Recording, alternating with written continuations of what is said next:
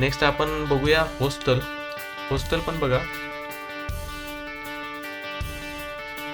हॉस्टेलच्या जेव्हा डॅशबोर्ड येतात तर तुम्ही हॉस्टेलमध्ये मॅनेजेबल जेवढ्या ॲक्टिव्हिटीज आहेत ते तुम्हाला इथं दिसत आहेत. जसं की हॉस्टेलमध्ये बिल्डिंग्स किती आहे आणि आपल्याकडे ॲक्टिव्ह किंवा एक्झिस्टिंग हॉस्टेल्स किती आहे ते तुम्ही इथं बघू शकता. आणि रूम्स पर बिल्डिंग और पर हॉस्टेल किती आहेत, त्यामध्ये रूम ॲड करायचे असेल ते पण इथं बघता येईल. नेक्स्ट तुम्ही खाली इथे बघू शकता की तुम्हाला total students, total room, girls student, boys student सगळ्या प्रकारची हॉस्टेलची माहिती इथे बघायला मिळते. त्यानंतर हॉस्टेल्सवर जेव्हा आपण येऊ त्यावेळेला जेवढे हॉस्टेल्स असतील ते तुम्हाला इथे लिस्ट झालेले दिसत आहेत. हॉस्टेल टाईप काय आहे, रूम किती आहेत, ॲड्रेस कुठे आहे, त्याचं इनटेक किती आहे, किंवा न्यू हॉस्टेल जर ॲड करायचं असेल तर ॲड न्यू हॉस्टेलवर येणार. हॉस्टेल नेम ॲड करणार. हॉस्टेल नेम आपण देऊया ब्लॉक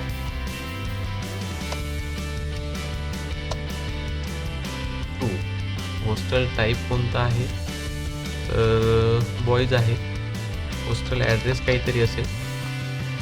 कॅपॅसिटी आपण म्हणू 150. फीज असेल आपली जी काही असेल हॉस्टेलची फीज, आणि ॲड न्यू हॉस्टेल करणार. आता परत बघा आपण हॉस्टेल्सवर येऊया. बघा आपला ब्लॉक 2 ॲड झाला आहे विथ 150 इंटेक. नेक्स्ट आहे आता रूम्स. रूम्सवर जेव्हा येतो आपण त्यावेळेला बघा इथे ॲड न्यू रूम करूया आपण.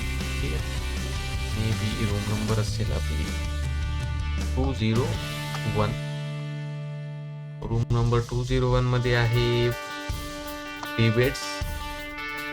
आणि कोणत्या हॉस्टेलमध्ये आहे तर ते ब्लॉक 2 मध्ये आहे. त्याला काहीतरी नोट द्यायचे त्या रूममध्ये, स्पेसिफिक इन्स्ट्रक्शन द्यायचे असेल तर ते देऊया आणि ॲड न्यू रूम करूया.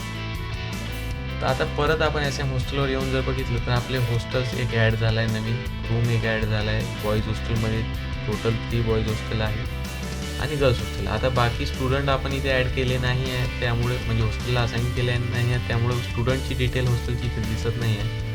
अदरवाईज तुम्हाला ती पण कंप्लीट इन्फॉर्मेशन इथे शो करतं हॉस्टेलशी संबंधित. ठीक आहे, धन्यवाद. मला वाटतं की आपण बऱ्यापैकी सगळ्या गोष्टी लक्षात घेतल्या आहेत. इतरही काही अडचण असल्यास तुम्ही आम्हाला कळवा, आम्ही परत तुम्हाला एखाद्या व्हिडिओमधलं तसं निराकरण करूया. धन्यवाद.